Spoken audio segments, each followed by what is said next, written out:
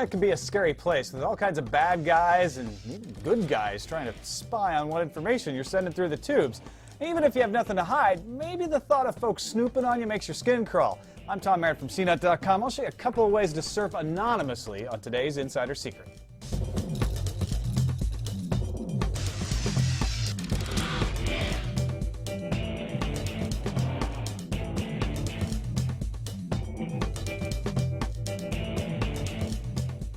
For the basic web surfing, there are free services coming and going all the time that allow you to avoid cookies and other tracking while using your regular old web browser. A good place to keep track of your options is thefreecountry.com. However, if you want a more reliable and tested anonymity network, may I suggest the Onion Router, aka Tor. Tor was created by the U.S. Office of Naval Research to get around censorware in countries like China.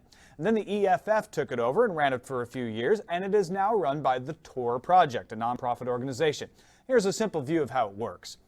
When you run Tor, your internet requests are sent through a series of computers that pass along the request. Now, the computers don't know where that request originated, and the request itself is encrypted. It only emerges in the clear when it reaches the destination server.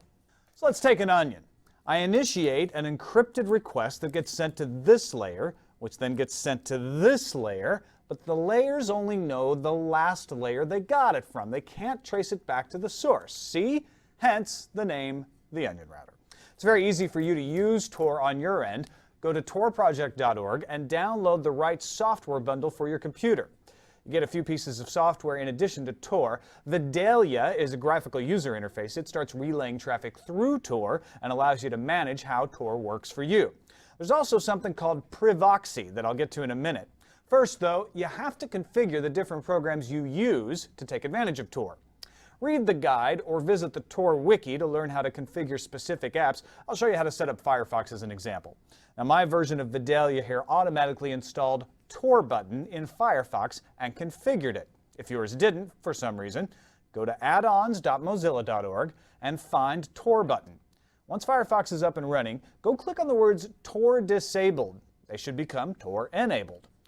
Now your web traffic is securely running through Tor. The final pieces of the software installed with Vidalia is the one I mentioned earlier, Privoxy. This is a filtering proxy server that adds additional security at the application layer. Privoxy hides your true location. You appear to be surfing from somewhere you're not. Cool? Sort of. Some sites auto-detect your location, and with Privoxy running, sometimes they get it wrong. Google may force you to use another country's search engine, for instance, and network television video may complain that you're out of the country and refuse to stream you your shows. Now, if you don't want the added protection of Privoxy, you can turn off the proxy settings in Firefox.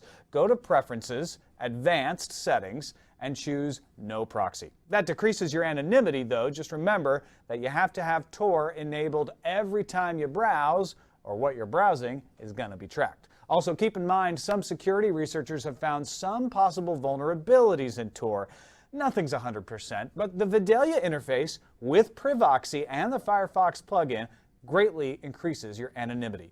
And we've only touched the epidermis of what Tor can do. If you want to learn more, start at torproject.org. You can even volunteer. That's it for this edition of Insider Secrets. I'm Tom Merritt, CNET.com.